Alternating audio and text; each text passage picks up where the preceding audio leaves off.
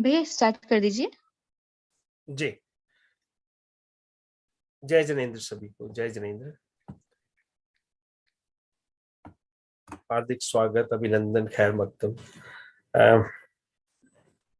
आज महीने की 5 तारीख फरवरी मंथ, समय यूके जीएमटी के अनुसार 1:56 PM और भारतीय समय हम 4 मिनट रहते हैं प्रोग्राम शुरू होने में, लेकिन जब तक हम परिचय दे रहे हैं 7:30 बजे प्रोग्राम शुरू होता है, तो 7:26 is the time and it's Saturday today, February month, year 2022। एक महीना कहाँ निकल गया, जनवरी का पता ही नहीं चला। तो समय जल्दी जल्दी तब चलता है जब समय अच्छा चल रहा होता है। जब हम कष्ट में होते हैं तो समय बहुत धीरे चलता है, तो पास ही नहीं होने को आता। तो कैसे वक्त निकल जाता है।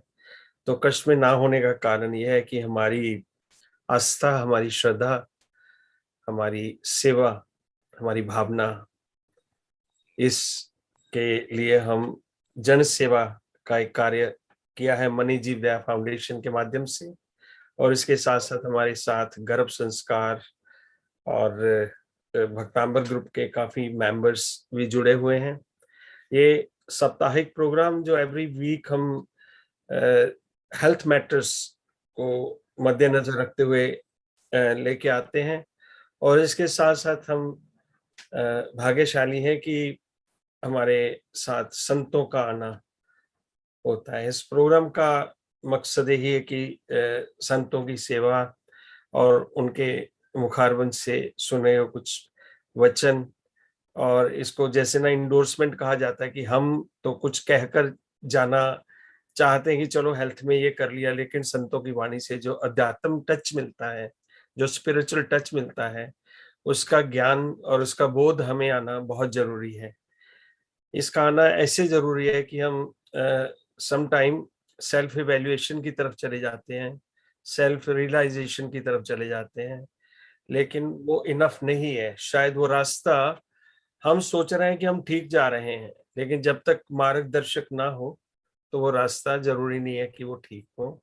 सो संतों का होना हमारे जीवन में बहुत जरूरी होता है, और मैं खुश नसीब हूँ आज हमारे बीच इनका परिचय देने के लिए जो मेरे पास है। मैं स्टार्ट टू फिनिश अपने पूरे श्रद्धा के साथ इनको इंट्रोड्यूस करवाना चाहता हूँ।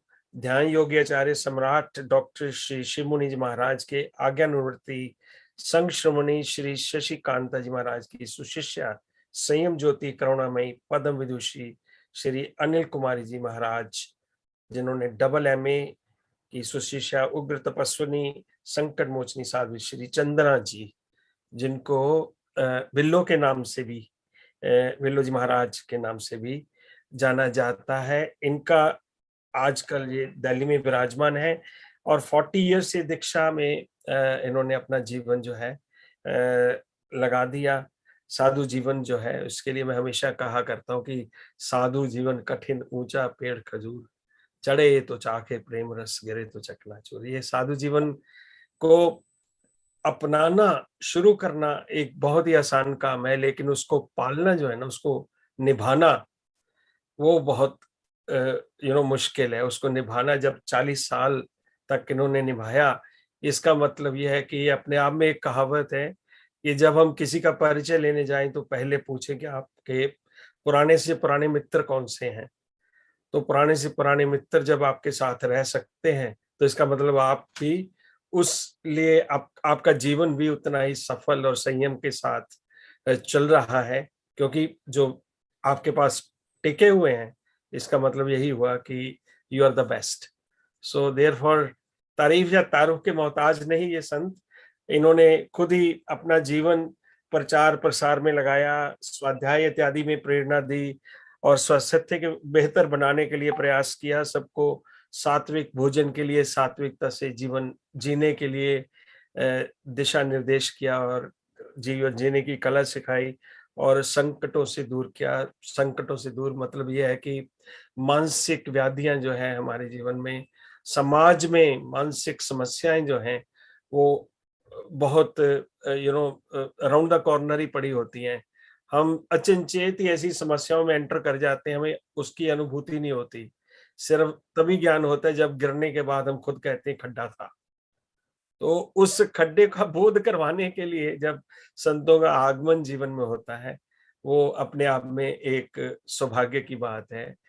मेरी मुराद महाराज साहब से मैं रिक्वेस्ट करूँगा कि प्लीज़ प्रोग्राम का संचालन करने से पहले मंगलाचरण, और धन्यवाद करता हूँ हमारे बीच डॉक्टर सुनीता जैन जो है गर्भ संस्कार के संचालक, प्रणेता, प्रचारक, मैं क्या कहूँ, ये जन्मदाता, वो गर्भ संस्कार चला रहे हैं जहाँ पर 5000 से ज़्यादा माताएँ लाभ ले रही हैं और 2000 से ज़्यादा माताएँ जो हैं वो already they had the babies successfully, और इनका भी पूरा योगदान रहा है, and I am also involve in it.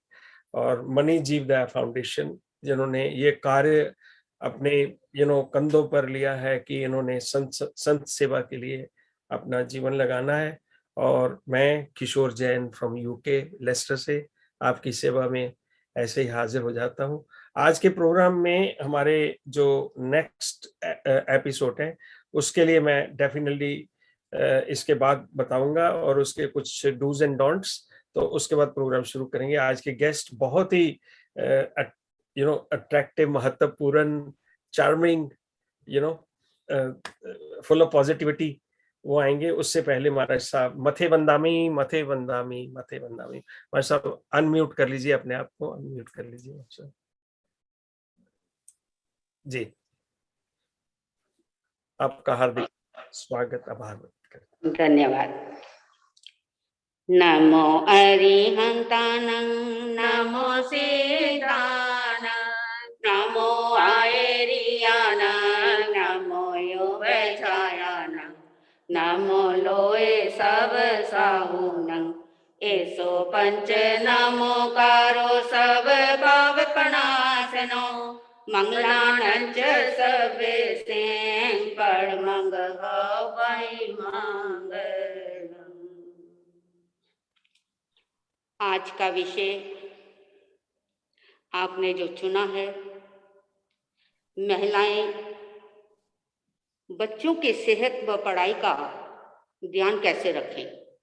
बहुत ही महत्वपूर्ण है ये चर्चा, अत्यंत महत्वपूर्ण है।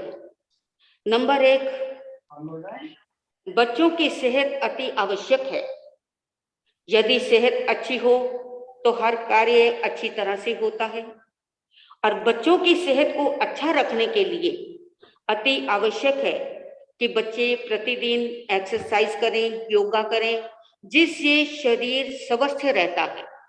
क्योंकि कहते हैं पहला सुख निरोगी काया। नंबर 2, बच्चों को स्वास्थ्यवर्धक भोजन कराएं, जिसमें हरी सब्जियां एवं फलों का सेवन आवश्यक है। नमक एवं चीनी का अत्यधिक प्रयोग ना करें। नंबर 3, बच्चों की जीवनचर्या का पूरा ध्यान रखा जाए। ये तय किया जाए कि उन्हें कब क्या करना है। जीवनचर्या नियमित होगी अगर हम समय निर्धारित कर लेंगे तो हर काम अच्छा एवं सुचारू रूप से होता हो। नंबर 4, बच्चे नींद पूरी तरह से लें, उसका पूरा ख्याल रखा जाए ताकि वे पूरी तरह से फ्रेश रह सके, उनके दिमाग में कोई भी किसी भी प्रकार का स्ट्रेस ना रहे। नंबर 5, लंबे समय तक बच्चे एक स्थान पर ना बैठे रहें। लगभग 1 घंटे के बाद जगह परिवर्तन करें, एक राउंड अवश्य लगाएं ताकि हमारे शरीर में जो मेटाबॉलिज्म होता है वो ना बढ़े। यदि ऐसा होता है तो उससे नकारात्मक असर जो होता है वो पड़ता है। मैं अपने भाई श्री किशोर जी जैन एवं बहन व्यंजना आनंद जी और डॉक्टर मणि मूथा जी को तथा मणि जीवदया फाउंडेशन के सभी कार्यकर्ताओं को बहुत बहुत शुभकामनाएं देती हूँ। आप सभी निस्वार्थ भाव से इतना महत्वपूर्ण कार्य कर रहे हैं। आप सभी को बहुत बहुत साधुवाद इन्हीं शब्दों के साथ। ओम शांति।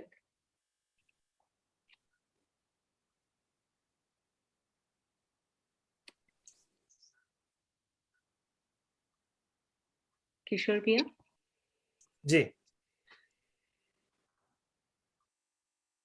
बहुत बहुत अनुमोदना हमारे सब। आप साधुवाद, आपका आशीर्वाद हम सबको प्राप्त हुआ और आज सेशन की शुरुआत करने जा रहे हैं।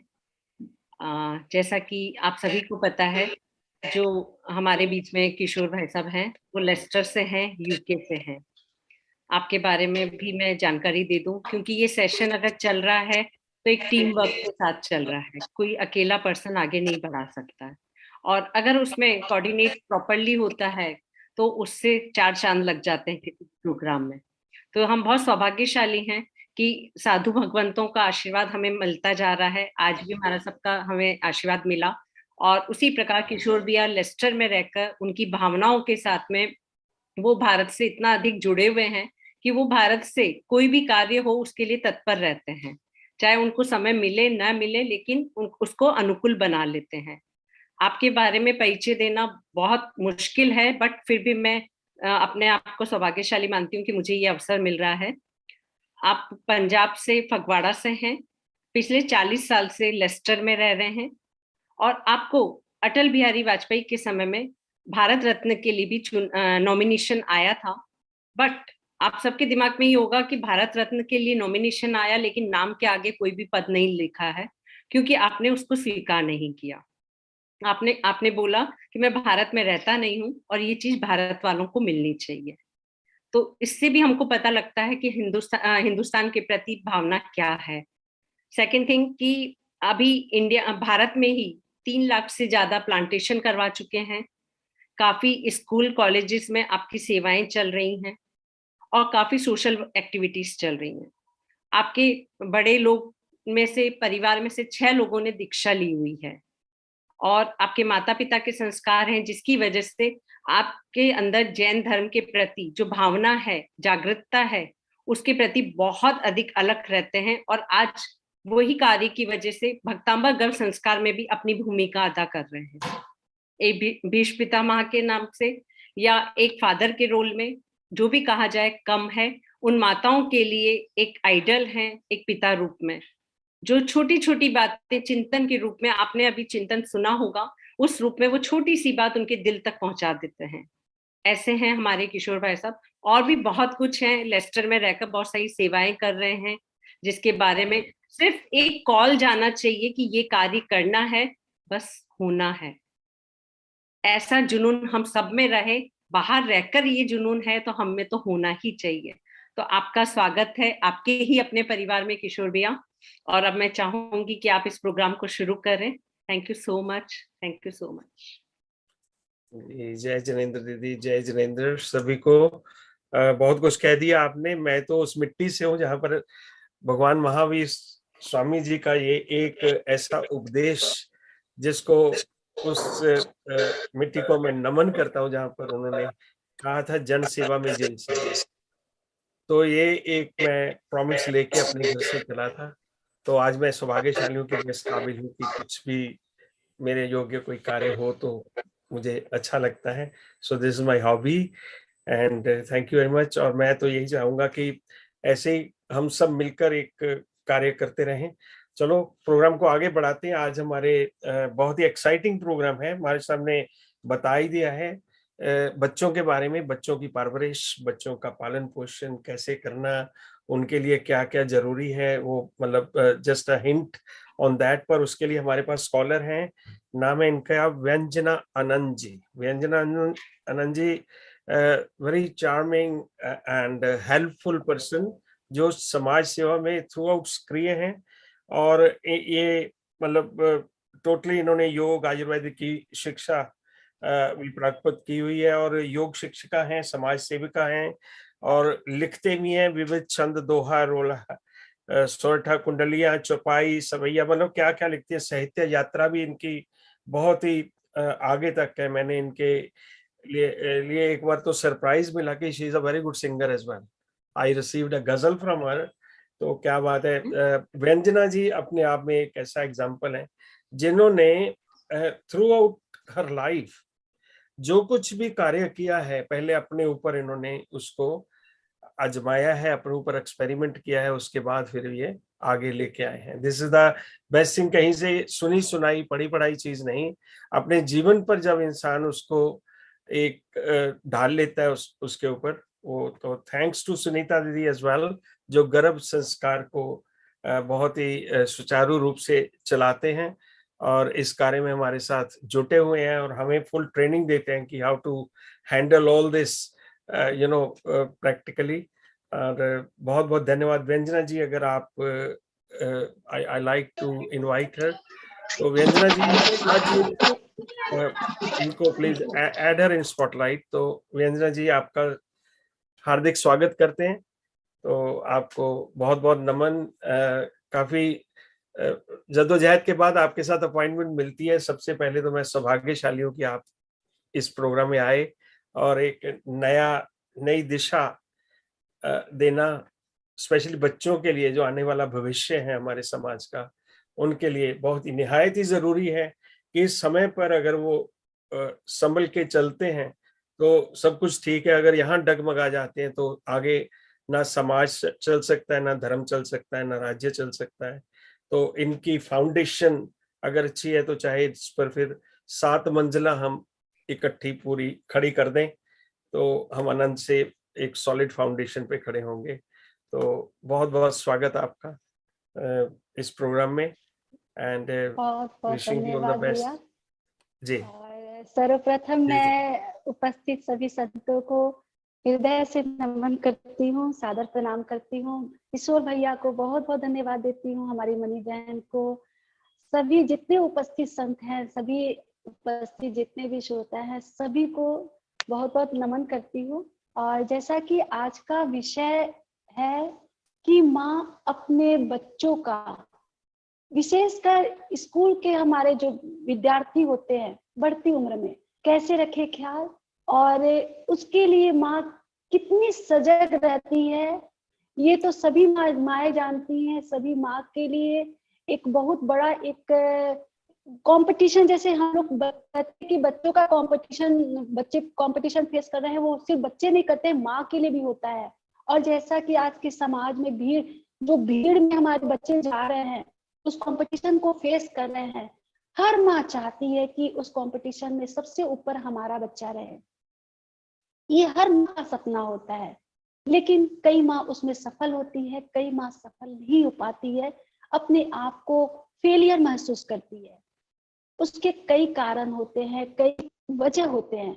सबसे पहला होता है कि हम लोग शुरुआती दौर में ही अपने बच्चों का ध्यान नहीं रखते हैं। जैसा कि अभी गर्भ संस्कार की बात होती, तो यहाँ पे तो मैं जैन समाज में गर्भ संस्कार किसको कहते हैं, मैं उस चीज से उस शब्द से परिचित नहीं हूँ, लेकिन ये जो गर्भ संस्कार शब्द है वो मैं अभी नोट की कि वास्तव में हम बच्चों को गर्भ से ही जब संस्कार दे रहे हैं तो भविष्य में हमारे बच्चे कभी भी विचलित नहीं होते, सही रास्ते पे रहते हैं।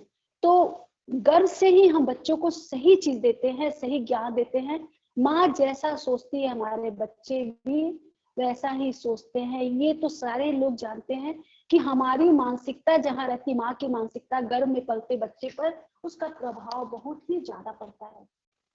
तो शुरुआती दौर से ही हम अपने बच्चों को अच्छी सोच के साथ घर में पोषण देते हैं। और जैसा कि मैं बताई थी कि माँ बच्चों का कैसे रखे ख्याल, तो हम गर्भ से ही शुरू करते हैं कि गर्भ में जब बच्चे रहते हैं हम लोग देखते हैं कि जैसे ही पहला दूसरा तीसरा महीना आता है हम लोग का डॉक्टर का चक्कर शुरू हो जाता है। गैस की दवाइयाँ, तरह तरह की टैबलेट हम लोग खाते हैं, इंजेक्शन लेते हैं, कई तरह के हम लोग के प्रॉब्लम भी आनी शुरू होती है। तो ये सारे प्रॉब्लम सिर्फ और सिर्फ आती है कि हम अपने ऊपर एक्टिव नहीं होते, जागरूक नहीं होते हैं। माँ अगर सही ढंग से खाना खाना शुरू करे, सिर्फ भोजन और कुछ भी नहीं, तो उसका पूरा 9 माह कैसे बीतेगा उसको खुद ही नहीं पता चलेगा, हंसते हंसते बीत जाएगा, एक गोली की भी आवश्यकता नहीं होगी। ये मैं ऐसे नहीं किसी किताब को पढ़ करके नहीं बोली हूँ, मैंने इस चीज को, इस फॉर्मूला को अपनी बेटी पर इस्तेमाल किया। प्रेगनेंसी के समय उसे पूरे 9 माह तक एक भी गोली खाने की जरूरत नहीं पड़ी। तो मैं क्या क्या उसको डाइट देती थी, क्योंकि आप लोग को पता है कि मैं सारा अपना अनुभव आप लोग के बीच में शेयर करती हूँ। तो वो अनुभव मैं अपना शेयर कर रही हूँ कि जैसे ही उसका 3 माह, तो हर महिलाओं को थोड़ा सा दिक्कत होता है, कष्ट होता है, वोमिटिंग ये सब प्रॉब्लम होती है, खाने की इच्छा नहीं होती है। उसके बाद का जो माह होता है, उस समय जैसे ही महिलाएं अपने ऊपर केयर करना शुरू करेंगी तो हम लोगों को किसी तरह की समस्या नहीं होगी, न गर्भ के समय में भी और न होने के बाद भी। बच्चे हमारे हिष्ट पुष्ट रहेंगे हर क्षेत्र में। तो मैं अपना बता रही हूँ कि मैं सुबह सुबह सबसे पहला अपनी लड़की को जो आहार देती थी, रोज 7 कागजी बादाम भिगोती थी रात को, सुबह में उस नारियल रखती थी, एक नारियल मंगवाती थी, ताजा नारियल, उसका 3 टुकड़ा करती थी, एक भाग को उसका दूध बनाती थी, एक भाग को क्रश करके उसका दूध बना करके उसमें उस सातों जो बादाम रखा था उसका छिलका छिल करके उसको पीस करके उसका दूध निचोड़ करके ताजा ताजा बच्चे को पिलाती थी। सबसे पहला आहार। दूसरा आहार में उसको देती थी छाछ। जो लोग मट्ठा पीते हैं तो ताजा दही जमाइए, आधा कटोरी दही, उसका तिगुना पानी ले लीजिए, क्योंकि गर्भ में हमारा जो बच्चा है उसको ज्यादा ठंडा चीज भी देना सही नहीं रहता है।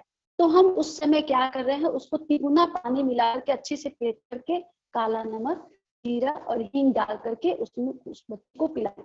तो वो मैं देख रही थी कि उसका पेट क्लीन हो रहा है। सबसे पहला प्रॉब्लम आप देखते होंगे प्रेगनेंसी के समय में कब्ज की शिकायत रहती है, जिसके कारण गैस्ट्रिक की प्रॉब्लम शुरू होती है।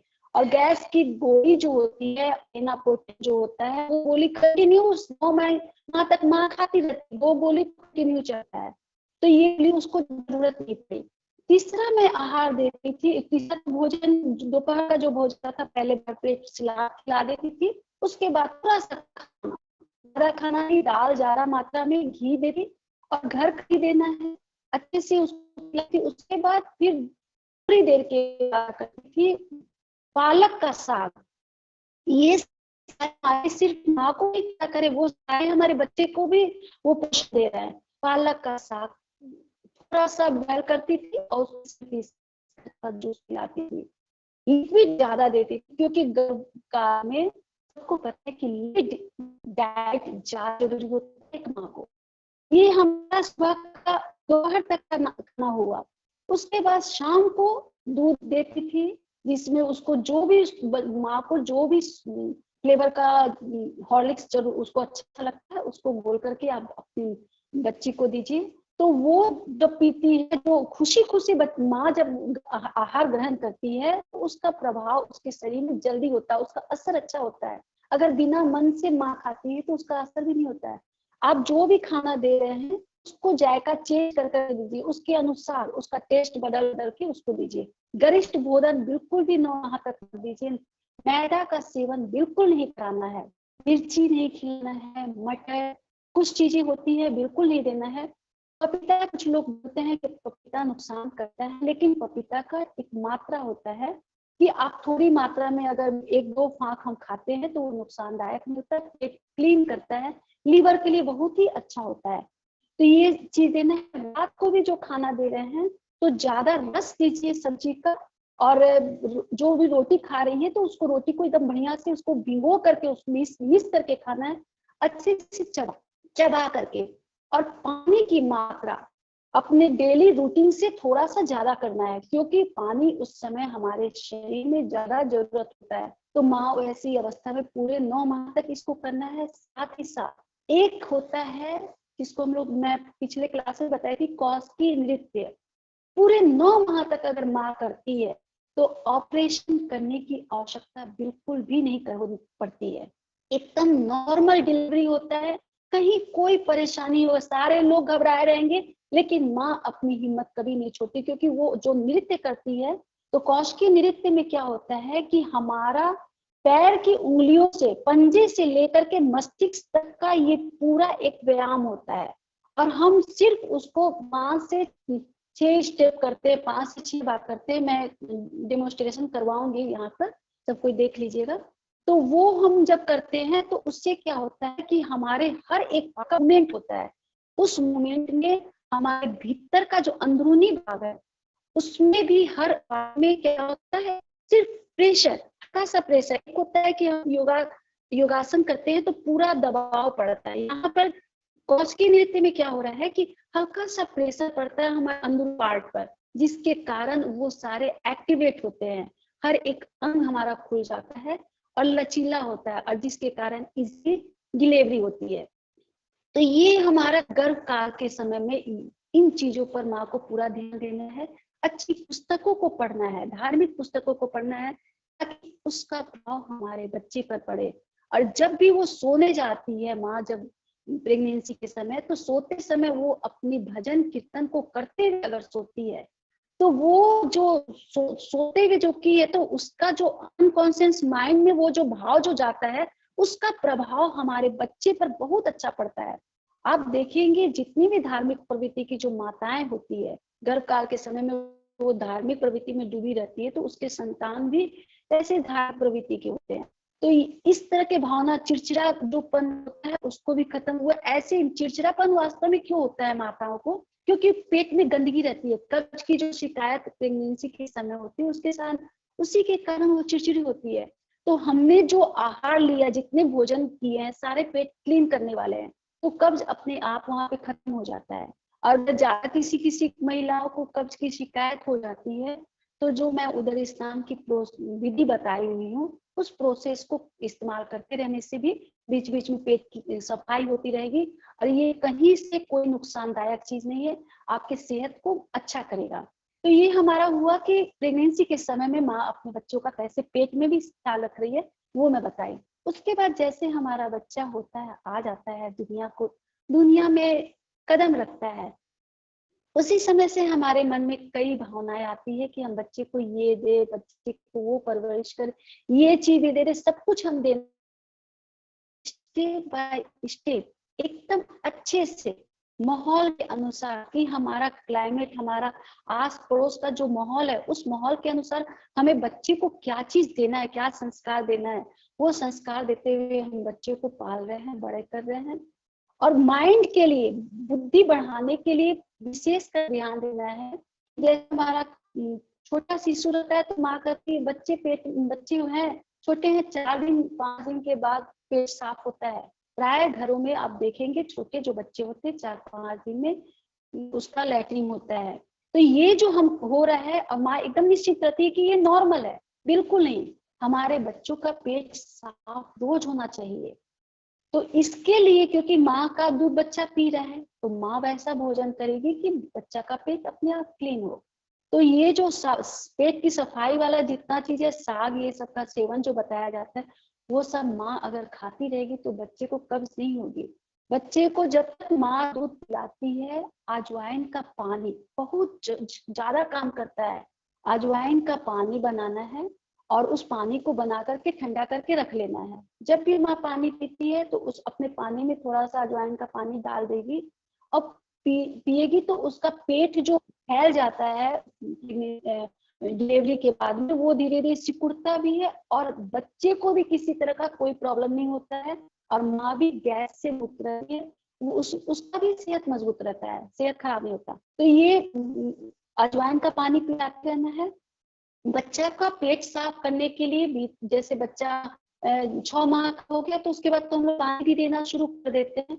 तो पानी की मात्रा बच्चे को कभी भी बंद करनी कर। कितनी माँ होती है कि दूध पिला दिया, पानी तो दूध में है ही, करके को छोड़ देती है। नहीं, बीच में आपको पानी भी पिलाना है, पानी पिलाते रहना है। कभी भी ये नहीं सोचना है कि दूध में पानी मिला हुआ है उसका किया, बीच बीच में आप पानी पिलाते रहिए। पेट की सफाई पर विशेष ध्यान दीजिए। अगर पेट साफ नहीं होता है तो कुछ तरीके होते हैं बच्चे का पेट क्लीन करने के लिए, जैसे उसके मलद्वार पर आप नारियल तेल को थोड़ा सा लगा दीजिए, या एलोवेरा। कभी कभी होता है 2-3 दिन तक बच्चे का पेट साफ नहीं हुआ, और बच्चा एकदम रोने लगता है, छटपटा जाता है, माँ परेशान हो जाती है, क्या करे, पेट फूला हुआ है, दूध भी नहीं पीता है बच्चा और रो रहा है। तो वैसी अवस्था में एलोवेरा जो होता है, ये छोटा बच्चा हो तो खाएगा नहीं, एलोवेरा का उसका गुद्दा लीजिए, उसके बच्चे के नाभि पे रख दीजिए, आधा घंटा के बाद बच्चे का पेट एकदम क्लीन हो जाएगा, एकदम साफ हो जाएगा। नाभि हमारा बहुत ज्यादा महत्वपूर्ण होता है, नाभि में वो शक्ति होती है कि बाहर की चीजों को खींचता है। तो जब हम एलोवेरा उस बच्चे के नाभि पे रखते हैं तो वो उसकी शक्ति जो है, उसका जो गुण है पेट क्लीन करने वाला, वो उसकी शक्ति को खींच लेता है और बच्चे का पेट क्लीन हो जाता है। ये सब अनुभव का बता रही हूँ, कोई भी किताब तक चीज नहीं बताया जा रहा है। तो ये बच्चे का पेट क्लीन करने का हुआ।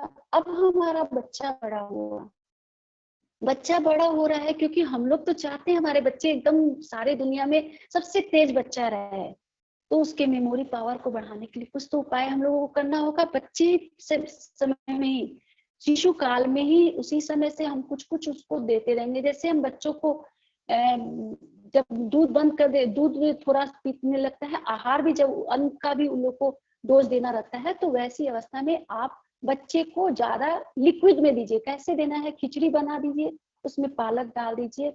और ये जो होता है जिसको कहते हैं कोहड़ा, कद्दू, पीला वाला जो कद्दू होता है बच्चों के लिए बहुत अच्छा होता है। कद्दू का छोटा सा टुकड़ा काट करके उस खिचड़ी में डाल दीजिए और सब अच्छे से मिक्सर में पीस करके बच्चे को पिलाइए। बच्चा का लीवर पर भी ज्यादा प्रेशर नहीं पड़ेगा और बच्चा का पेट भी क्लीन होगा। बीच बीच में बच्चे के दूध में हम लोग क्या करते हैं, कुछ कुछ है ना, बहुत सारा आजकल का बहुत सारा पाउडर भी आजकल निकला हुआ है जो बच्चे को हम लोग घोल घोल कर पिलाते हैं। बिल्कुल ही हम घर का बनाएंगे। घर का क्या बनाएंगे, आप स्वीट पोटैटो जानते हैं, शकरकंद, बच्चों के लिए बहुत ही अच्छा होता है मेमोरी पावर बढ़ाने के लिए। ये मैं आपको साल भर के बच्चों का बता रही हूँ। जब हमारे बच्चे आहार लेना 9-6 माह के बाद उसको हम लोग भोजन देने लगते हैं बीच बीच में कभी कभी, तो बीच में आप 2-3 दिन बीच करके आप इसको एक शकरकंद को अच्छे से उस दूध में पीस करके बच्चे को पिलाइए। बच्चे का मेमोरी पावर भी बढ़ेगा और बच्चे का सेहत भी उससे अच्छा रहेगा, बच्चों को उसका टेस्ट भी अच्छा लगता है। और खिचड़ी में ये जो मैं बताई थी कद्दू डालने के लिए, बच्चों को उसका जो मिठास रहता है ना, पीला वाला कद्दू का, उसका मिठास के चलते वो खिचड़ी बहुत टेस्ट से खाते हैं, अच्छा लगता है बच्चों को। तो वो बच्चों का सेहत के लिए भी अच्छा हो रहा है और स्वादिष्ट भी लग रहा है, बच्चे रुचि से खा रहे हैं। साथ ही साथ जैसे बच्चा स्कूल लगा, स्कूल जा रहा है, हम लोगों को उसके पढ़ाई, हम लोग आ रहे हैं, उसके पढ़ाई का जो रूम हम लोग दे रहे हैं, कहाँ पे बच्चों को पढ़ाना, वहां पे हम लोग आ रहे हैं। बच्चों का रूम जब भी हम चयन करते हैं, खुला हवा वाला हवादार जो रूम होता है उसका चयन कीजिए। शोरगुल से जो दूर रूम होता है उस रूम को बच्चे के लिए चयन कीजिए। बच्चे के रूम में ऐसे पोस्टर लगाइए जो उसको लगे कि मुझको भी ऐसा बनना है। देवी देवता के पोस्टर लगाने की जरूरत नहीं है, हमारे बच्चे देवी देवता नहीं बनेंगे। हमारे बच्चे के जीवन में कोई आइडियल होना चाहिए, आइडियल पर्सन की नहीं, मेरा बच्चा ऐसे ही बना, और वही बीज उसमें भी डालिए कि तुमको ऐसा बनना है। तो बच्चों को मन में ये भावना रहेगी कि मुझे बड़ा होकर के यही बनना है, तो वैसे पोस्टर वहां पे लगाइए। बच्चों का जो डेकोरेशन होता है रूम का, उसमें विशेषकर बल्ब का देखना है कि हम जैसे बैठे इधर इस साइड में बैठे, तो हमारा जो बायां साइड है, बायां हाथ का जो साइड है, उधर बल्ब की रोशनी होनी चाहिए। इससे क्या होता है, उसके पढ़ाई में उसका अच्छा प्रभाव होता है। बाएं साइड में बल्ब जलना चाहिए। उसका जो स्थान है, सीट जैसे हम बनाए, एक जगह बैठा हुआ बच्चा, अब उसी में कंटिन्यू कई दिनों से पढ़ रहा है, उसका डेकोरेशन चेंज कर दीजिए। आज इधर बैठाए थे, जैसे हमारी संत जी बता रही थी कि बदलाव जरूरी होता है पढ़ाई के समय में, तो वो बदलाव बच्चों का स्थान चेंज करके वो करते हैं। हमेशा चेंज करते रहना है बच्चों का पढ़ने का स्थान। बच्चों को कभी भी बेड पर पढ़ने मत दीजिए, चेयर कुर्सी पर ही बच्चे पढ़ेंगे। होता क्या है कि हम पढ़ रहे हैं, मान लीजिए थोड़ा सा झुक गए, हमारा जो रीढ़ का हड्डी जो है वो जो ऐसे झुक जाता है, उससे क्या होता है कि हमारा जो माइंड जो एकदम स्टेट होकर माइंड कॉन्सेंट्रेट हो रहा था वो नहीं होगा, वो हम में डलनेस आ जाएगी। और वो कनेक्शन माइंड से हमारे पढ़ाई का एकदम टूट जाता है। बच्चे वहीं पर फिर माइंड उसका डिस्टर्ब हो गया, फिर उसका मन एकाग्र नहीं हो पाता, नहीं पढ़ पाते एकाग्रता से। तो स्ट्रेट होकर के बच्चे पढ़े, इसका पूरा ख्याल रखना है। कोई बच्चे होते हैं जिसको पढ़ते समय उब्बड़ जैसा निकलने लगता है, तो उस पर माँ ज्यादा विशेष कर ध्यान देगी। अगर वैसी स्थिति आती है कि उसका पीठ का पोर्शन जो है थोड़ा सा झुक रहा है, तो उसके रीढ़ की हड्डी के नीचे एक थोड़ा सा तकिया लगा करके उसको सीधा करने के लिए आते जाते टोकेंगे। जैसे जैसे उसको टोका जाएगा वो धीरे धीरे स्ट्रेट होने लगेंगे। वास्तव में हम जब स्ट्रेट बैठते हैं तो घंटे बैठेंगे तब भी पीठ में दर्द नहीं होगा, और जैसे हम स्ट्रेट से थोड़ा सा झुक करके बैठते हैं, आप देखेंगे कि कमर के नीचे पोर्शन में हमें दर्द होने लगता है, दर्द होने लगता है। तो वास्तव में हमारी रीढ़ की हड्डी जो झुकी उसके कारण हुआ। हम बैठेंगे, घंटों बैठेंगे तब भी दर्द नहीं होगा। तो बच्चों को बैठना भी एकदम सीधा में बहुत ही अच्छी भूमिका निभाता है पानी। हम लोग क्या करते हैं कि बच्चों को पढ़ाई, जब एग्जाम का समय रहता है, चाय दे देते हैं कि रात भर बच्चे पढ़ना बच्चों को, तो नींद भागेगी तो चाय से तो भागेगी? बिल्कुल नहीं, भागती है नींद पानी से। पानी उस समय बहुत ही ज्यादा महत्वपूर्ण भूमिका निभाता है पढ़ाई के समय में। हम जब पढ़ाई कर रहे हैं, पढ़ते पढ़ते अगर हर 5-10 मिनट पे 2 घुट पानी पी लेते हैं, तो क्या होता है कि हमने जिस विषय को याद किया, जिस टॉपिक को याद किया है, वो टॉपिक उसमें मिक्सअप होकर, क्योंकि ऑक्सीजन है ना हमारे जल में ऑक्सीजन है, वो ऑक्सीजन हमारा जब मेहनत कर रहा है, मस्तिष्क जब मेहनत करता है, तो यहाँ पे ऑक्सीजन का लेवल कम होता है, कम होने लगता है। तो वो लेवल कम नहीं हो, उसको पूर्ण रूप से ऑक्सीजन मिले, इसलिए हम हर मिनट में थोड़ा थोड़ा देर पे पानी पीते हैं। 1-2 घूंट पानी पीते रहना है कि हमारे मस्तिष्क तक ऑक्सीजन जाते रहे। तो इससे हमारा नींद भी भाग रहा है, मस्तिष्क तक तो हमारा ऑक्सीजन भी मिल रहा है, और हम एक्टिव होकर के, एकदम अलर्ट होकर के अपनी पढ़ाई को पढ़ रहे हैं। जो हमारे बच्चे आज की क्लास में जुड़े हुए हैं, उन लोग के लिए विशेष कर बता रही हूँ कि जब हम पढ़ाई करते हैं तो जो भी विषय आप पढ़ रहे हैं उस विषय का रिवीजन आप जरूर कीजिए। रिवीजन कैसे करेंगे? तो जो आपने पढ़ा, जो विषय आपने पढ़ लिया, उसका एक चीट बना लीजिए, छोटा सा चीट बना लीजिए, उसको पॉकेट में रखिए। जैसे सोते समय उसको एक बार पढ़ लिए, आप बाथरूम में हैं, आखिर उस समय करते क्या है, उस चीट को आप दीवार में टांग दीजिए, सूत्र को दीवार में टांग दीजिए।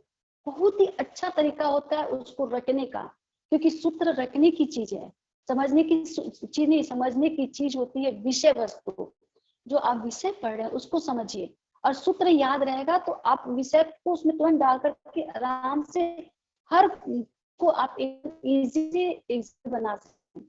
और कभी भी आपको फेस नहीं करना पड़ेगा कि अरे हमने क्या याद किया था, भूल रहे हैं। तो ये जो भूलने की भी कई लोगों को शिकायत होती है, जो मैं बताई ना शकरकंद, जैसे एग्जाम का समय होता है ना, तो माँ लोग के लिए है कि स्पेशल उस दौरान जब एग्जाम का समय रहता है तो बच्चों को शकरकंद जरूर खिलाइए, स्वीट पोटैटो जरूर बनाइए, उसको उबाल दीजिए, उबाल करके ऐसे ही खाने के लिए दे दीजिए, या फिर उसका जूस ही बना करके पिला सकते हैं बच्चों को।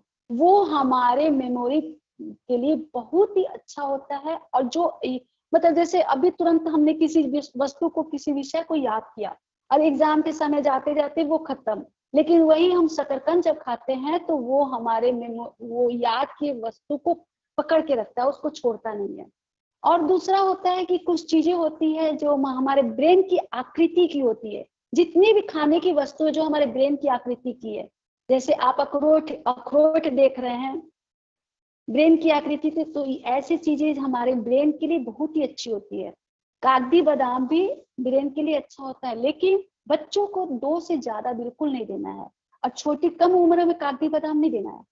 जब वो 12 साल के हो जाते हैं तब आप उसको दूध में कच्चा अगर दूध रहता है तो कच्चे दूध में उसको रात को भिगो दीजिए और सुबह में उसको दूध के साथ पीस करके बच्चे को पिलाइए, तो उसका छिलका निकाल करके, तो वो ब्रेन के लिए अच्छा होता है, लेकिन 12 साल के बाद में। क्योंकि अगर आप 12 साल से पहले देते हैं तो उससे हमारे बच्चों के लीवर पर उसका खराब असर होता है, क्योंकि उस समय उसका उतना लीवर परिपक्व नहीं हुआ है कि उसके भीतर जो तेल होता है उसको डाइजेस्ट करे। तो उसको डाइजेस्ट करने के लिए उसको 12 साल का उम्र होना चाहिए। इसलिए मैं बताई कि जब तक बच्चे छोटे रहते हैं आप लिक्विड फॉर्म में खिलाइए कि उसका तब तक लीवर एकदम मजबूत हो जाए। कम से कम 2-3 साल तक तो बच्चे को ज्यादा लिक्विड फॉर्म खिलाइए। खाना दीजिए, कभी कभी दीजिए कि आप रोटी दे दिए, घी लगा करके बच्चे को रोटी दे दिए, बच्चे अपने से खाना सीखे। लेकिन लिक्विड अगर देते हैं तो लिक्विड में क्या होता है कि उसके लीवर पर ज्यादा प्रेशर नहीं पड़ता।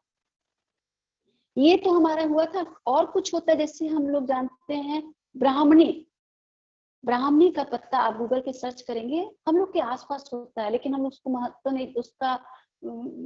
नहीं समझते हैं। ब्राह्मणी का पत्ता मेमोरी पावर के लिए बहुत ही अच्छा होता है, और कई ऐसे प्रोडक्ट भी आजकल बन रहे हैं जो ब्राह्मणी से बनते हैं मार्केट में। तो आप उसको भी आप खरीद करके दे सकते हैं बच्चों को। उसकी गोली भी आप यूज कर सकते हैं, 1 गोली बच्चे को दे सकते हैं रोज। अगर पत्ता मिल जाता है तो 4-5 पत्ता उसको पीस करके चम्मच में बच्चे को पिला दीजिए, वो भी बच्चे के इसके लिए अच्छा होता है। लेकिन वो बहुत ज्यादा ठंडा होता है, जाड़े में ब्राह्मणी का पत्ता नहीं दीजिए। गर्मी के सीजन में उसको शुरू कीजिए, तब तक बच्चे का वो धीरे धीरे उसका शरीर उसको एडजस्ट करना सीख जाएगा, तो फिर आप जाड़ा में भी वो पचा सकेगा। इसलिए गर्मी में ब्राह्मणी का सेवन करवाना शुरू करना चाहिए। जैसे और होता है कि जो हमारी बहुत पकी हुई इमली होती है, बहुत जो पका होता है, तो उस पकी हुई इमली को कभी कभी बीच में दो बीज, उसका बीज मतलब उसका भीतर का गुद्दा, उसका बीज नहीं खाना है, बीच बीच में 2 पकी हुई इमली दे देना है बच्चे को, तो वो भी हमारे मेमोरी पावर के लिए अच्छा होता है। एक होता है करेला और घी में करेला को भून करके क्या करना है, करेला को उबालना है, उसका छिलका नहीं छीलना है, उसको उबालिए, उबाल करके उसको चोखा बनाइए, घी में उसको थोड़ा सा हल्का सा मिला करके भून करके बच्चे को दीजिए, वो मेमोरी पावर के लिए। और ये सबसे जो एकदम होता है ना, डल जो बच्चे होते हैं, कुछ याद ही नहीं होता है, सबसे वीक बच्चों के लिए ये वाला औषधि है। करेला और घी, अच्छे से करेला का चोखा बनाइए और उसमें घी, जैसे हम लोग चोखा में तेल डालते हैं सरसों तेल, आप उसमें घी, घर का घी डाल करके उस चोखा को बच्चों को खिलाइए, तो उससे एकदम वीक बच्चे जो होते हैं उसका भी मेमोरी धीरे धीरे ठीक होने लगेगा। ये तो बाहर का चीज हुआ, वास्तव में सभी को पता है मेमोरी पावर बढ़ता है हमारे भीतर से, हमारे भीतर की शक्ति से बढ़ता है। भीतर शक्ति क्या है, हमारे ग्लैंड, हमारे शरीर में जो ग्लैंड होते हैं वो सबसे बहुत ही महत्वपूर्ण भूमिका निभाते हैं और मेमोरी पावर बढ़ाने के लिए यहाँ पर ये हमारा जिसको कहते हैं ब्रह्म तालो सहस्त्रार चक्र, इस पर प्रेशर देना बहुत ही जरूरी होता है। और होता है हमारा जो तलवा होता है, पैर का जो तलवा होता है, वहां पे जो लिम्फ के जो नोड्स होते हैं उसका कनेक्शन होता है हमारे माइंड से, और वो जब हम कुछ ऐसे आसन करते हैं जिसपे उस नोट्स पे प्रेशर पड़ता है, दबाव पड़ता है, तो हमारे लिम्फ एक्टिवेट होकर के ऊपर की ओर आते हैं। और क्योंकि लिम्फ हमारे मस्तिष्क का आहार होता है, भोजन होता है, उसी से हमारा मस्तिष्क विकसित होता है, तो वो तुरंत मस्तिष्क तक पहुंचता है और बच्चे के लिए ये बहुत ही अच्छा होता है। तो हम लोग चलते हैं, हम लोग के साथ में जुड़ी हुई है जमशेदपुर से मेनका मैं तो जुड़ी हुई है, मैं मेनका को स्क्रीन पे चाहूंगी कि वो आए और हम लोग कुछ डेमोन्स्ट्रेशन देखेंगे कि बच्चों के लिए मेमोरी पावर बढ़ाने के लिए कौन कौन से आसन बहुत ही ज्यादा जरूरी होते हैं। तो मेनका आप है यहाँ पर, माइक को खोलिएगा मेनका।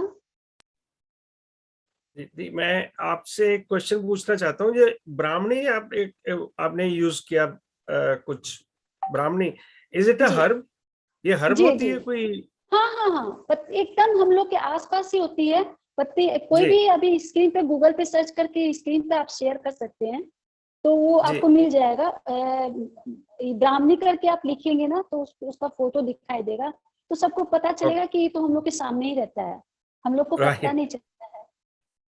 ओके, तो ये जो दूसरा आपने कहा एक अजवाइन का बोला था, वो अजवाइन की जो मात्रा है उसकी कोई होती है? आपने कहा पानी में डालकर अजवाइन अर्लियर ड्यूरिंग प्रेगनेंसी के समय, हाँ प्रेगनेंसी के समय जैसे हम 1 टोपिया पानी गर्म कर रहे हैं तो उसमें हम 2 चम्मच अजवाइन डाल दिए, जी अजवाइन डाल करके उसमें छोड़ दिए और उस पूरा खौल गया, वो पानी लाल लाल हो जाता है। और जब हम राइट पानी पी रहे हैं तो जो पानी, चूंकि वो थोड़ा सा कसैला लगता है और पीने में टेस्टी नहीं लगता है, तो हम क्या करते हैं कि जो नॉर्मल जो पानी पी रहे हैं वो जी पानी में मिला करके 2 घूंट उसमें डाल दिए और उस पानी को पी लिए। तो हमारा वो एक टोपिया जो पानी बना के रखे थे, वो जी पूरा पानी दिन भर में हमारे पेट में चला गया, नॉर्मल पानी के जी साथ मिक्स करके उसको पीते रह गए। जी थैंक यू। और इसके लिए मैं अपने जो हमारे आज जितने भी मेहमान, आपसे एक रिक्वेस्ट करता हूँ, जो व्यंजना जी बता रही हैं इनके अपने मतलब खुद के किए हुए एक्सपेरिमेंट्स, और इसके साथ साथ जो भी इनको टेक्स्ट बुक से मिलता है, this is not a treatment for anything.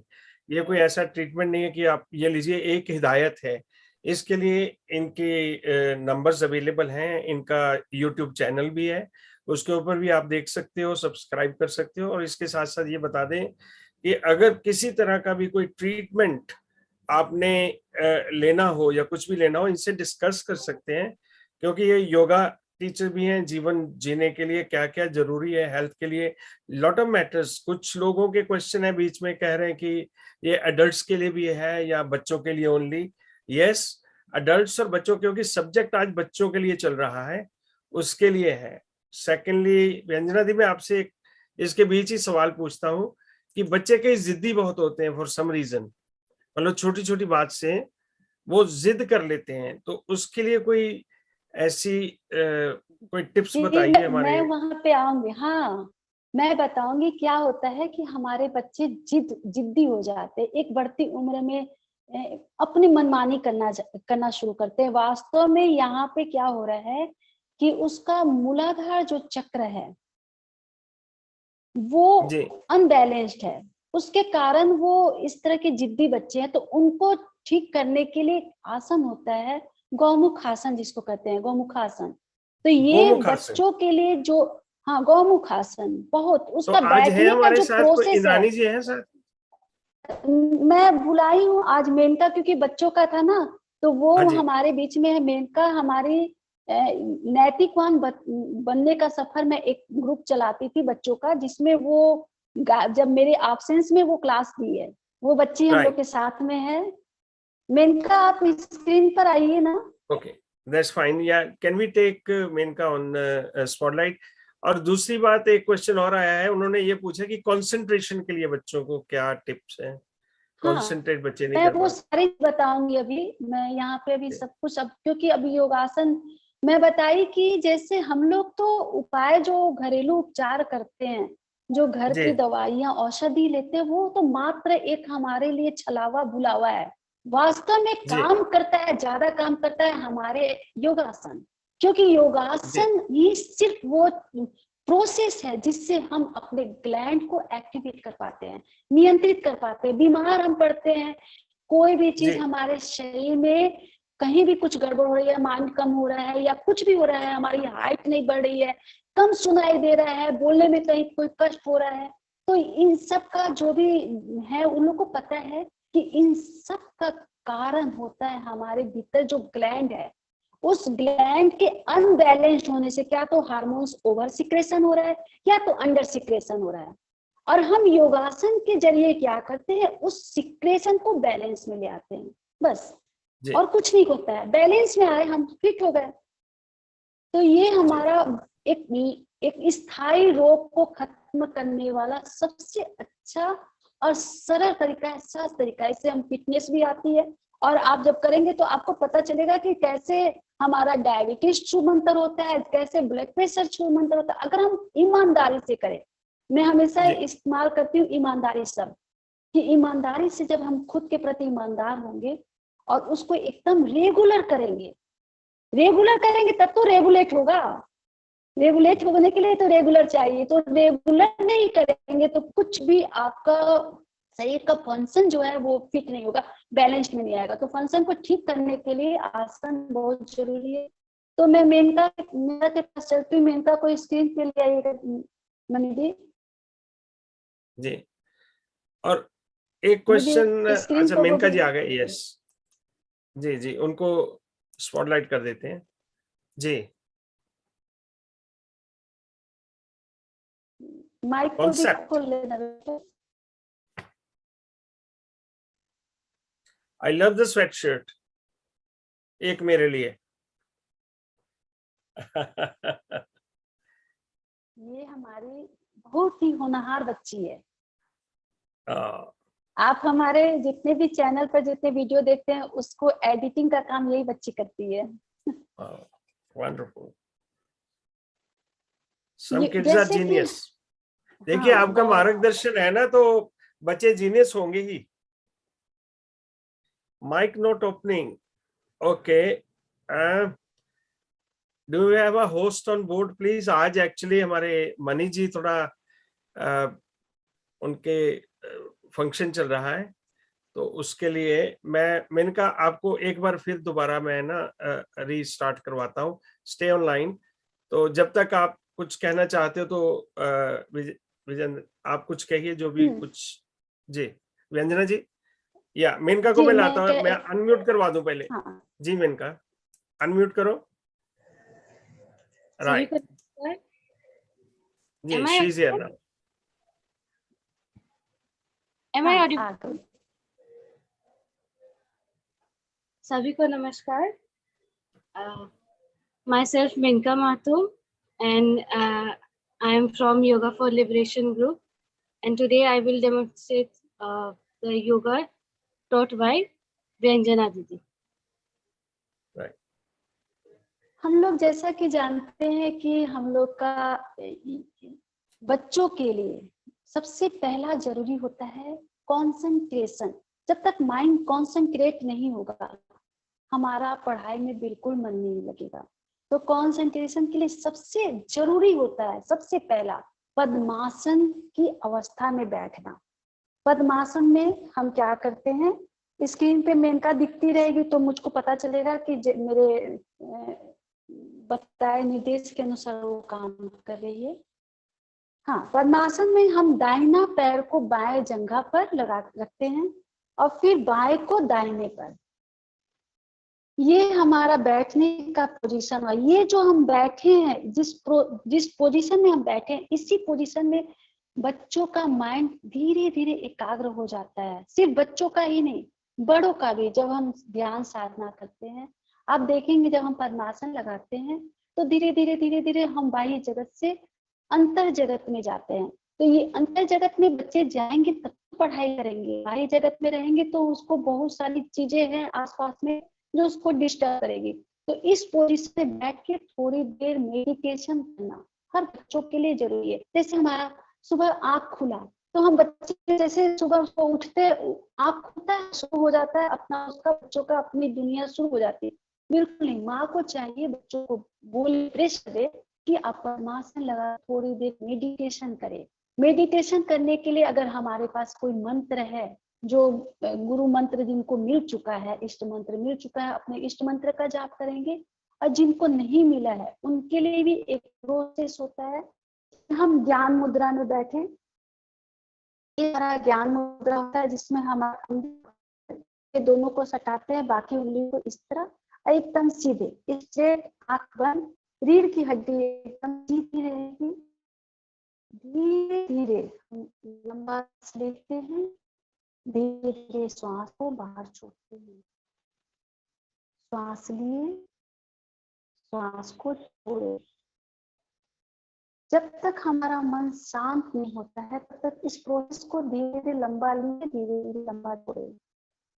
उसके बाद एकदम मन को कंसंट्रेट करना है अपने त्रिकुटी में, दोनों भाव के मध्य बिंदु पर मन को एकाग्र करके धीरे धीरे भाव रखेंगे कि हमारे भीतर इस पूरी सृष्टि में चारों तरफ जो दिव्य शक्ति फैली हुई है, जो पॉजिटिव एनर्जी फैली हुई है, वह एनर्जी हमारे श्वास के द्वारा हमारे शरीर के भीतर जा रही है। और हम जब श्वास छोड़ते हैं तो पूरे धीरे धीरे पूरे भाव के साथ छोड़ना है। हमारे भीतर की नकारात्मकता, जो भी हमारे गलत थॉट है, कुछ धीरे धीरे श्वास के द्वारा बाहर निकल रहे हैं। यानी कि हम मेडिटेशन की क्रिया के द्वारा धीरे धीरे पावन हो रहे हैं, पवित्र हो रहे हैं, पूर्ण भाव के साथ कम से कम आपको 80 बार इस तरह धीरे धीरे श्वास लेना है, धीरे धीरे श्वास छोड़ना है। इस प्रोसेस को करते समय आपका मन अपने आप बाह्य जगत से अंतर्गत में चला जाता है।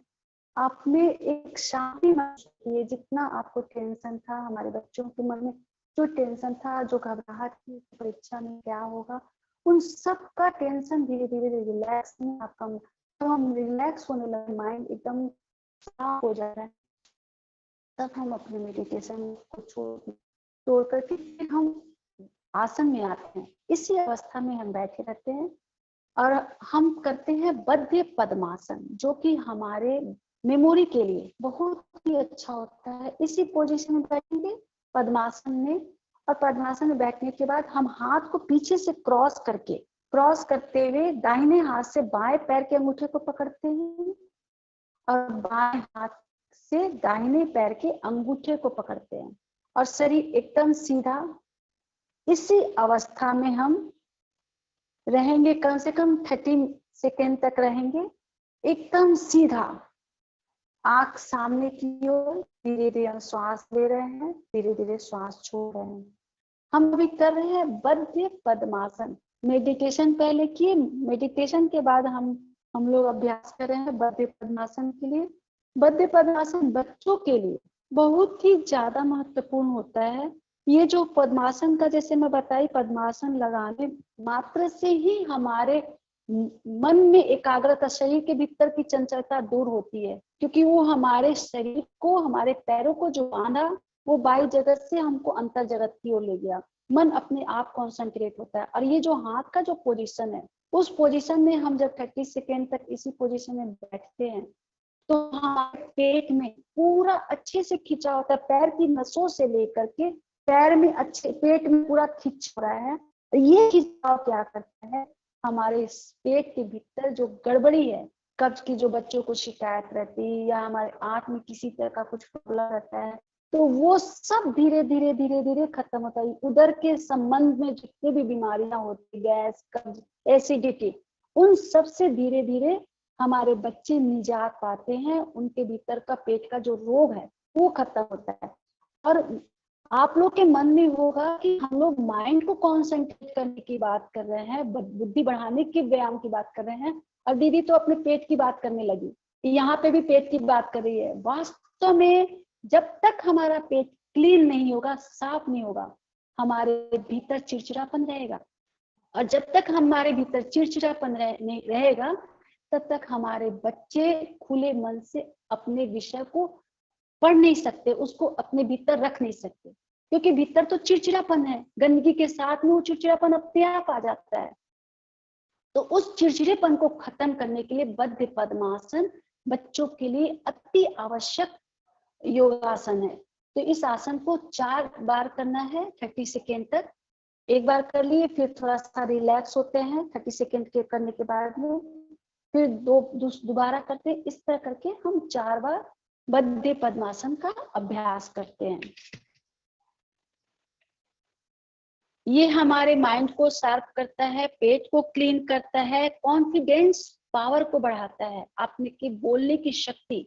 जैसे हमको कोई विषय पे याद है, लेकिन टीचर पूछ लेती है तो वहीं पे हम लटपटाने लगते हैं, हमारी आवाज लटपटा जाती है, हम बोल नहीं पाते हैं। तो वो जो हम बोलना चाह रहे हैं लेकिन नहीं बोल पा रहे हैं, तो वो पावर जो होता है, विल पावर, आपके भीतर जो कॉन्फिडेंस है, वो इस बद्ध पद्मासन करने से बच्चों में वो आता है, जो कि बहुत ही जरूरी है, क्योंकि कंपटीशन फेस करना है। तो ये हमको अपने आप पे बांध देता, नाम ही है बद्ध, बांध दिया।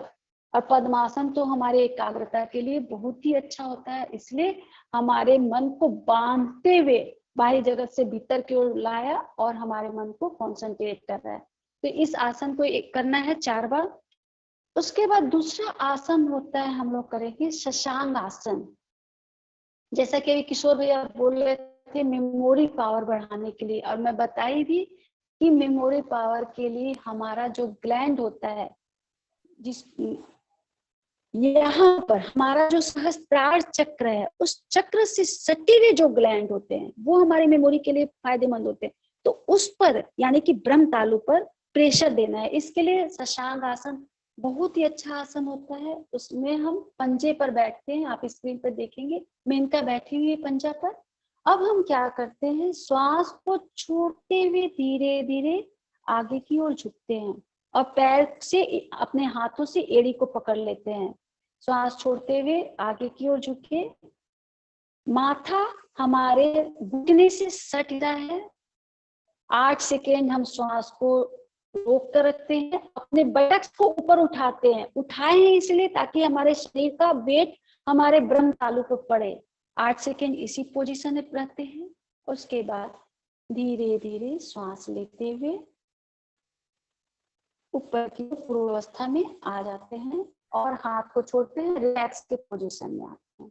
ये हमारा एक खेप हुआ, हम लोग कर रहे हैं शशांक आसन का अभ्यास।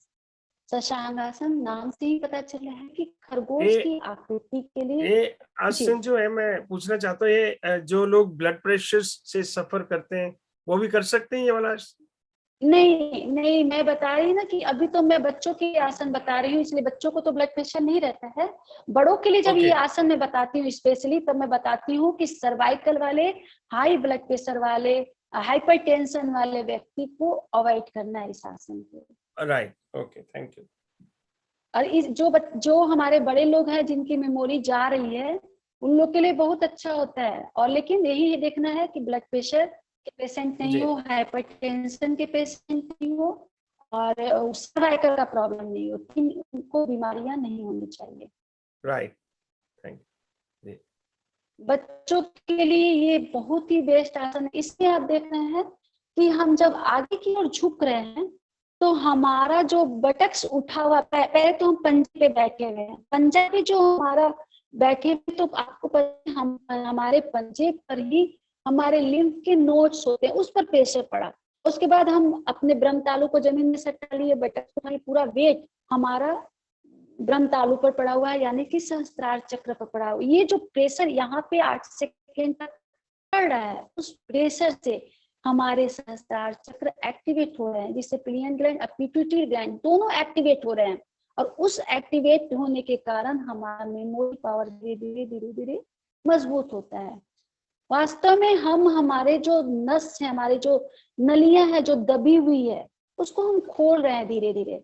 वो धीरे धीरे जागृत हो रहे हैं। वो हमारे जैसे ही ग्लैंड जागृत हो जाएंगे तो अपने आप मेमोरी पावर बढ़ना शुरू हो जाएगा। ये मुझे काम किया है। मैं जब बच्चों को ये आसन सिखाती थी स्कूलों में, तो मैं उन लोगों को सिखाने के प्रोसेस में कुछ देर करती थी और कुछ देर सिखाती थी।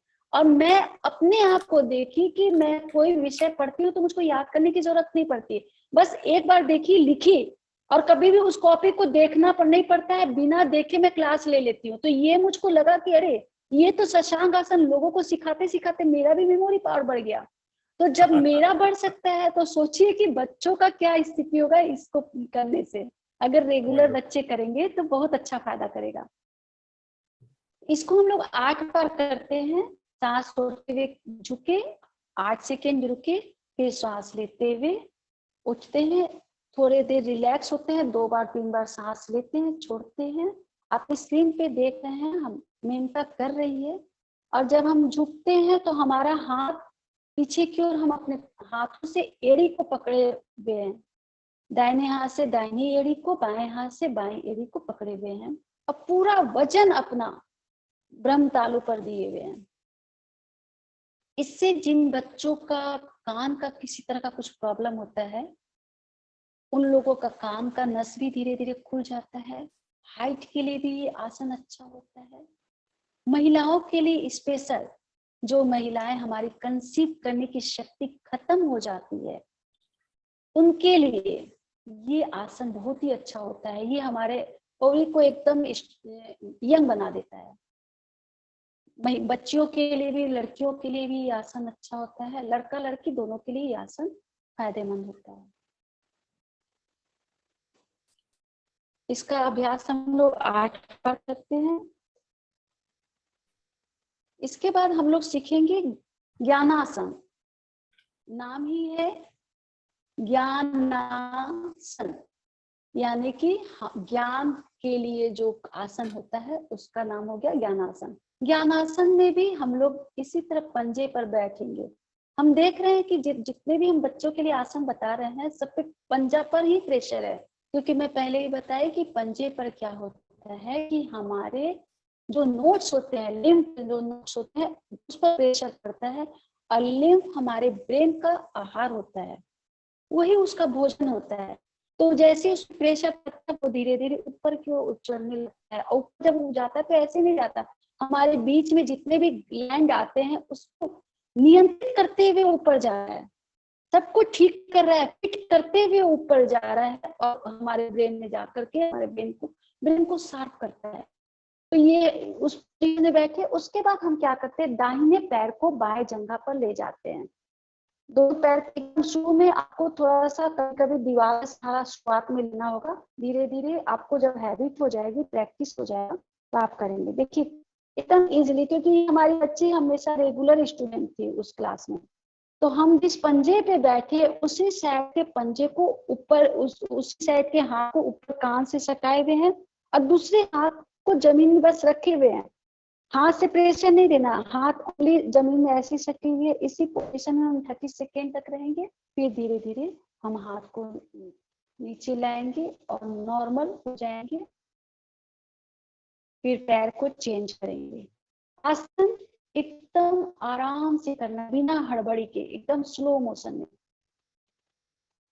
स्थिर सुखासनम, स्थिर हो रह करके जिस मुद्रा को हम करते हैं उसी को आसन कहते हैं, और जिसमें हमको सुख का एहसास हो। अब हमारा पैर चेंज हो गया है इनका, अब हम बाएं पैर को दाहिने जंघा पर रखे हुए हैं, और हमारा बायां हाथ जमीन में है, दाहिना हाथ ऊपर की ओर कान से सटा हुआ है, और हम सामने की ओर देख रहे हैं, एकदम स्ट्रेट बॉडी है, बिना हिले डुले हम इसी पोजीशन में रह रहे हैं। ये जो कंटिन्यू हमारे पंजे पर जो प्रेशर पड़ रहा है वो हमारे नोट्स को एक्टिवेट कर रहा है, हमारे ग्लैंड को ठीक करते हुए, बैलेंस्ड करते हुए ऊपर की ओर जा रहा है, और हमारा माइंड इससे शार्प होता है, तेज होता है। तो बच्चों के लिए ये आसन बहुत ही अच्छा आसन है।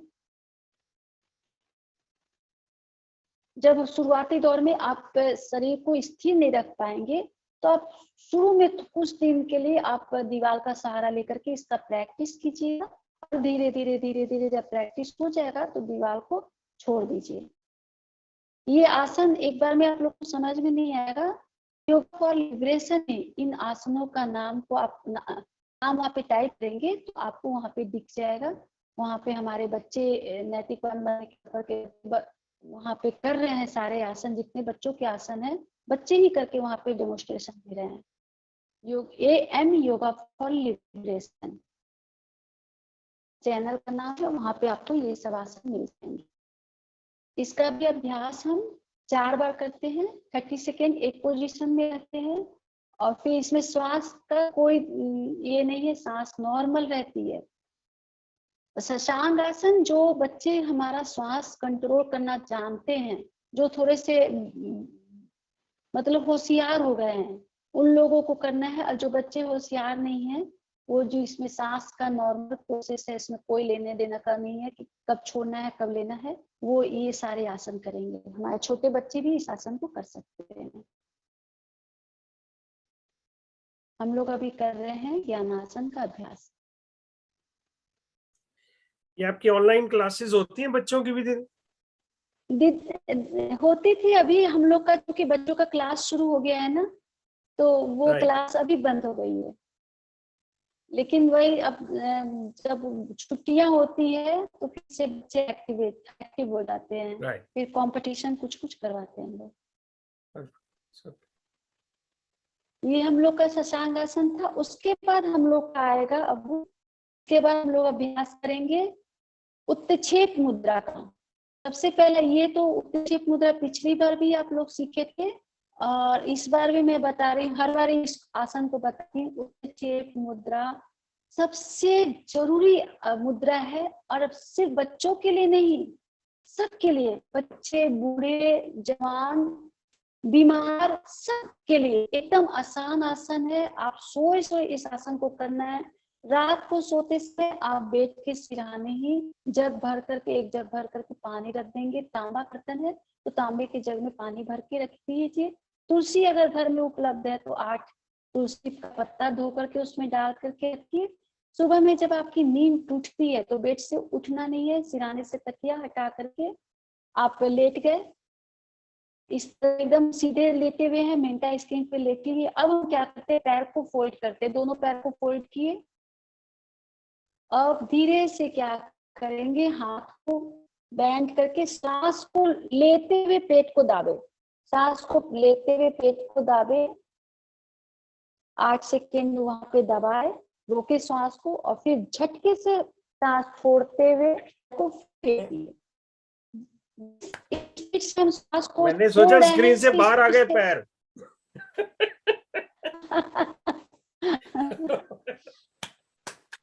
ये स्पीड ही छोड़ना, स्पीड से जिस स्पीड से छोड़े हैं उसी स्पीड से सांस को भी छोड़ना, दोनों एक साथ।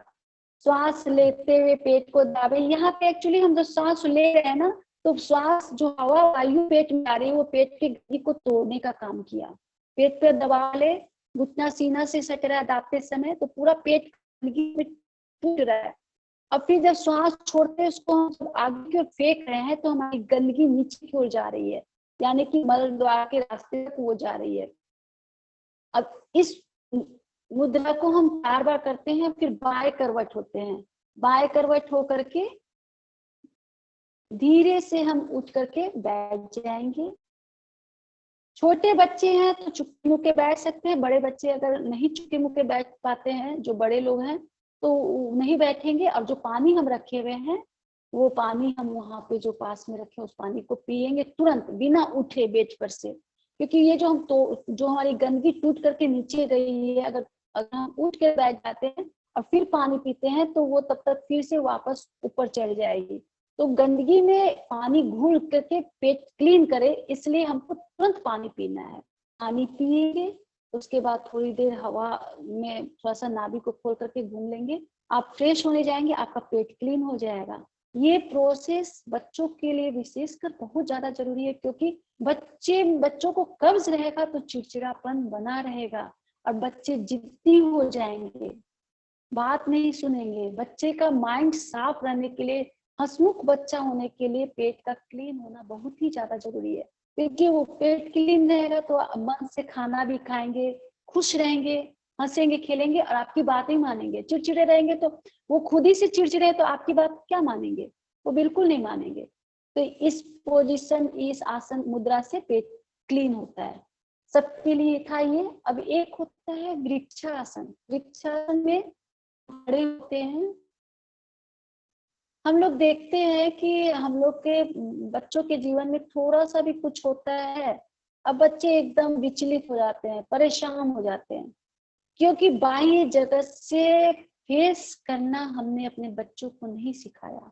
तो ये आसन हम लोगों को परिस्थिति में भी स्थिर रहना, कठिन परिस्थिति में भी हम स्थिर रहेंगे, वो सिखाता है। वृक्षासन में हम क्या करते हैं, दाहिने पैर को बाएं जंघा से जंघा में लगाते हैं, एड़ी हमारी एकदम ऊपर तक रहती है।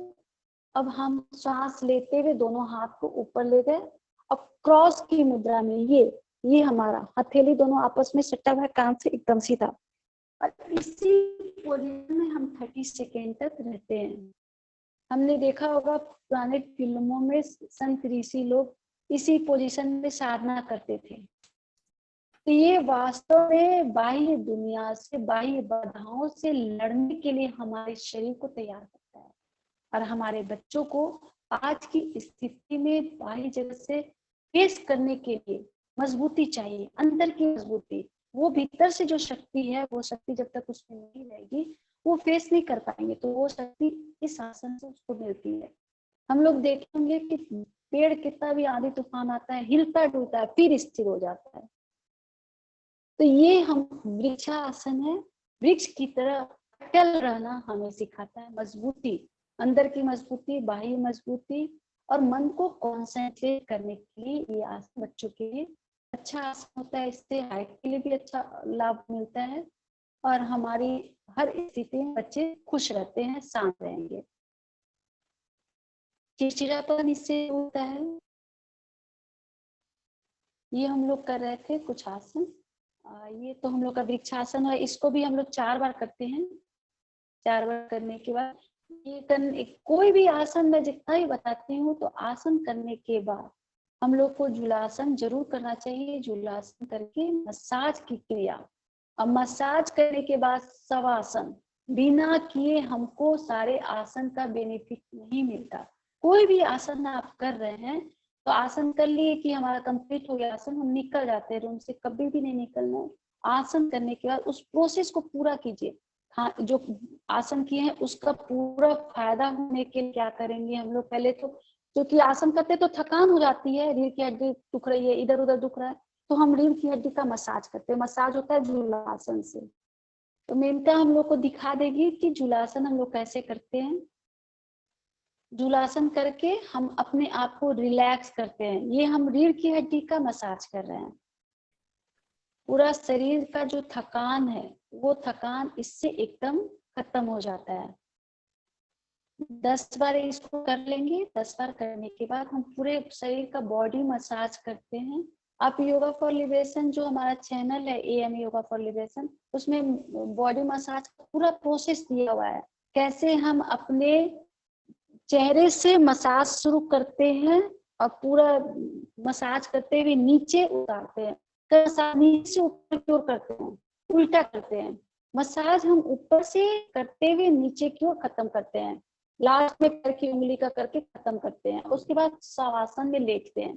शवासन में भी लेटते हैं। जब शवासन में हम रहते हैं तो हम लोग क्या करते हैं नॉर्मली शवासन में कि ना श्वास ले रहे हैं, छोड़ रहे हैं, ऊपर से ही, उसमें भी हम लोग ऊपर से नीचे जा रहे हैं। बिल्कुल नहीं, शवासन में हम लोग नीचे से पैर की उंगलियों को रिलैक्स करते हुए, घुटने को, सब पैर को रिलैक्स करते हुए, पेट को रिलैक्स, सारे एक एक सेल को रिलैक्स करते हुए धीरे धीरे धीरे धीरे हम ऊपर की ओर बढ़ते हैं और मन को फिर बाद में अपने त्रिकुटी में इसी करते हैं। इस तरह हम लोग एकदम स्लो मोशन आसन करते हैं तो पूर्ण रूप से पूरा जितना हम आसन किए उसका बेनिफिट हमको मिलता है।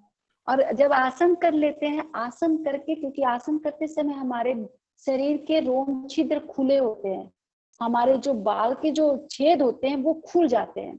और हम लोग क्या करते हैं नॉर्मली, प्राय लोग ग्राउंड में जाते हैं, थोड़ा सा टहलते हैं और खुले में बैठ करके आसन लगा करके, आसन कर करके आकर के अपने शरीर का सब खत्म कर और बीमारी बिटोर करके लेके आ जाते हैं। योगासन करते समय हमारे शरीर के रोम छिद्र खुले होते हैं। कभी भी खुले में, ओपन में योगासन करना हमारे स्वास्थ्य के लिए बहुत ज्यादा हानिकारक होता है, क्योंकि बाहर जो क्लाइमेट में हवा गर्म भी रहती है, कभी कभी ठंडी भी रहती है। तो जब हमारा रोम छिद्र खुला रहता है आसन करते समय, तो वो हवा हमारे शरीर में डायरेक्ट आकर के हमारे शरीर को डैमेज करती है। एक बार तो आपको लगेगा कि हम फिट हो रहे हैं, धीरे धीरे आपको लगेगा कि हमको भीतर से कुछ बीमारी आनी शुरू हो गई। तो वो वास्तव में आ रहा है आपका जो करने का, आसन करने का तरीका जो गलत है, उस तरीके से आपको बीमारी बिटोर रहे हैं। खुले में आसन नहीं करेंगे, रूम में आसन करना है। आसन करने के बाद जब हम बाहर जाते हैं तो श्वास को पहले भर लेना है। श्वास ले लिए, पूरा ले लिए सांस। अब हम बाहर की ओर जाते हैं, थोड़ी देर रुकते हैं, सांस को रोकते हैं, फिर बाहर श्वास को छोड़ना है। ये क्या कर रहा है, ये जो हम श्वास का क्रिया जो बाहर रूम में जाकर, रूम से बाहर जाके छोड़े हैं, तो ये हमारा गर्म रूम था और बाहर का क्लाइमेट थोड़ा अलग रहता है, तो उसके अनुसार हमारा शरीर का टेम्परेचर तब तक एडजस्ट कर जाता है। फिर वो कभी कभी होता है ना, सर्द गर्म हो जाती है, तो वो नहीं होती। तो जब हम इस प्रोसेस से हम रूम से बाहर जाते हैं तो उसका आसन का हमारे शरीर पे किसी तरह का कुप्रभाव नहीं होता है। हमारा शरीर धीरे धीरे धीरे धीरे एकदम मजबूत होता है। स्किन भी मजबूत हो गया, क्योंकि हमने अपने स्किन को उस लायक बना लिया। हम लोग का वास्तव में कोई भी बीमारी तो बाहर का जो सर्द गर्म हो, स्किन के माध्यम से ही तो भीतर जा रहा है, क्योंकि हमारा स्किन ही डैमेज है, कमजोर है।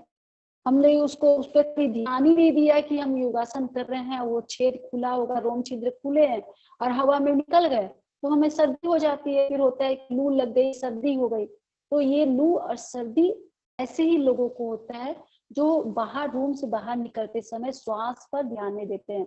और एक चीज और बताऊंगी, जो हमारे स्टूडेंट जुड़े हुए हैं, पढ़ते समय हमारे बच्चों को ध्यान देना चाहिए हमारी नाक कौन सी चल रही है। उस पर विशेष कर ध्यान देना है। जी अगर हमारी बाईं नासिका चलती है तो उससे हमारा जो विषय वस्तु जो याद कर रहे हैं वो अच्छे से याद होता है। दाहिनी नासिका नहीं चलनी चाहिए पढ़ने के समय में, बाईं नासिका चलनी चाहिए।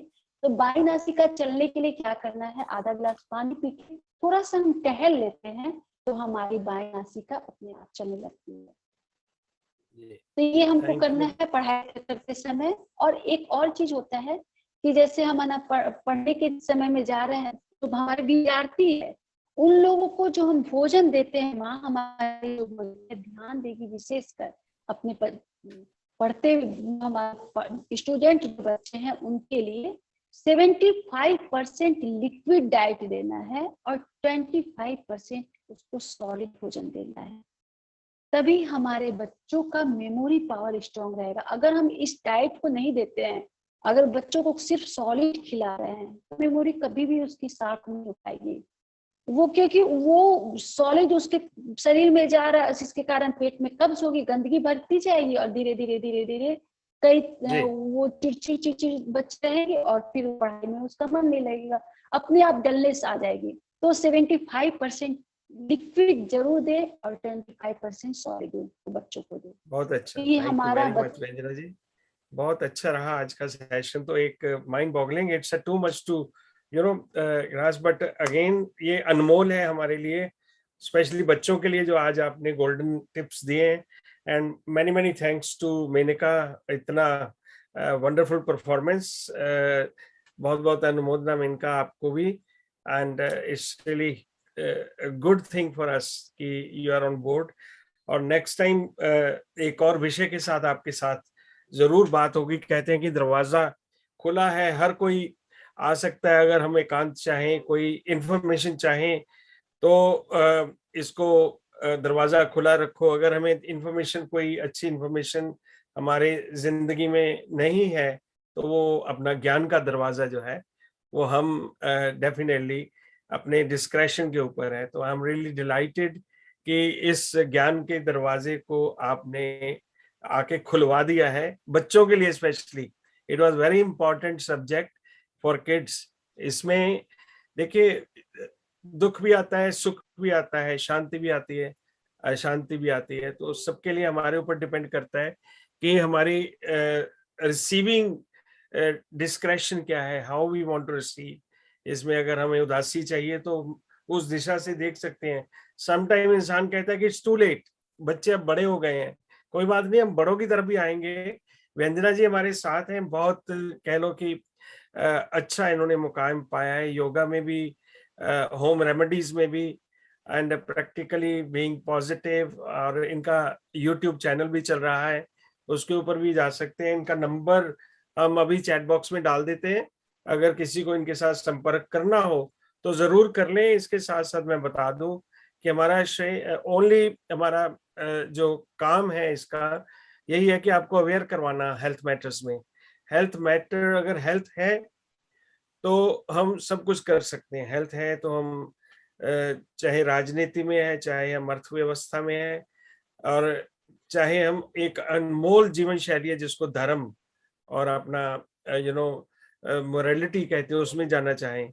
अगर हेल्थ नहीं है ना तो हम अपनी मोरालिटी की तरफ जाएंगे, अपने आधार की तरफ जाएंगे, ना ही हम अपने किसी पॉलिटिकल इशू में अपने देश का, अपने वतन का विकास कर पाएंगे। So therefore it's very important to keep our health going. और हेल्थ को मार्गदर्शन देने के लिए अच्छे मार्गदर्शक की जरूरत होती है, जिसमें ऐसे स्कॉलर व्यंजना जी जैसे हमारे प्रोग्राम में आके हमें समय समय पर आकर एक बार थोड़ा सा वो नेविगेट कर देते हैं। तो उसके बाद चलना हमारी जिम्मेवारी है, बताना उन्होंने अपनी ड्यूटी समझी हुई है। So therefore thank you very much. Hardik